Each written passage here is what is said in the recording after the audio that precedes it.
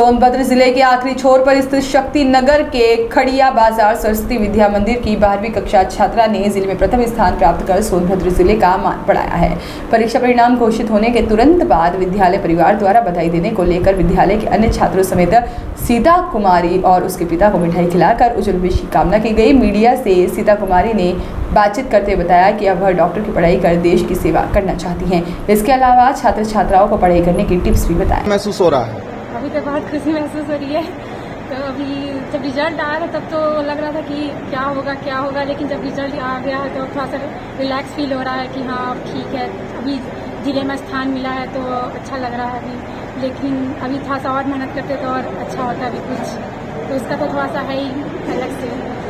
लेकिन अभी जिस तरीके से यहाँ ये भी देखा जा रहा है कि जो ये हमारा सोनभद्र जिला है और आखिरी छोर पे ये विद्यालय स्थित है, संसाधनों की काफी कमी देखी जाती है, इसको लेकर के क्या कहेंगे आप? हमको नहीं लगा, ये बाकी स्कूलों से ही, जैसे बाकी स्कूलों में संसाधन उपलब्ध है यहाँ पर भी उपलब्ध हैं। चाहे अंतिम छोर में होने के बावजूद यहाँ पर हमारे जितने टीचर्स हैं सारी सुविधाएं हम लोग को उपलब्ध करवाए हैं और अच्छे से हम लोग को पढ़ाया गया है। जितना भी सारा कोर्स था कंप्लीट करवाया गया है, फिर हम लोग का रिवीजन भी बहुत अच्छे से करवाया गया है। तो ऐसा नहीं है कि संसाधन की यहाँ कमी है, यहाँ पर और अच्छा है। और मेरे ख्याल से आगे आप क्या करने जाएंगे? अभी आगे तो मेरा MBBS करने का है और फिर MBBS करके डॉक्टर बनना है मेरे को। अच्छा, और जो छात्रा हैं उनको आप किस तरीके से पढ़ाई करती थी, क्या कुछ था, किस तरीके से जो है कि एग्जाम से पहले किस तरीके की पढ़ाई थी और एग्जाम के समय किस तरह की पढ़ाई थी, और क्या कुछ बताना चाहेंगी और बच्चों को?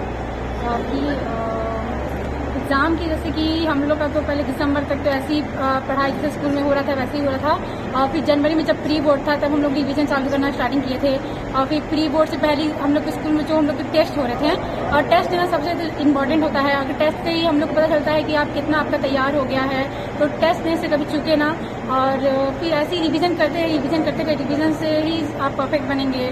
तो ऐसे तो कुछ बच्चे ऐसे भी कहते हैं कि दिन भर पढ़ाई कर रहे हैं, और ऐसे में किस तरीके से पढ़ाई करनी चाहिए कि ऐसे नंबर और भी लोग लाएं? ऐसा नहीं है कि दिन भर आप किताब लेके बैठे हैं तो फिर ऐसा हो जाएगा।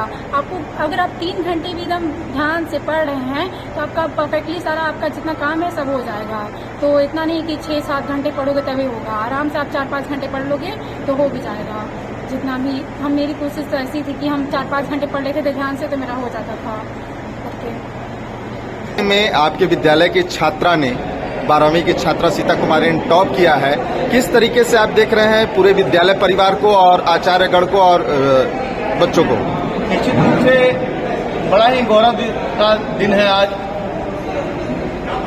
कि आज खड़िया बाजार की इस बेटी ने जिले में प्रथम स्थान ले करके और इस विद्यालय का मान जिले में ही नहीं पूरे प्रदेश में बढ़ाया है।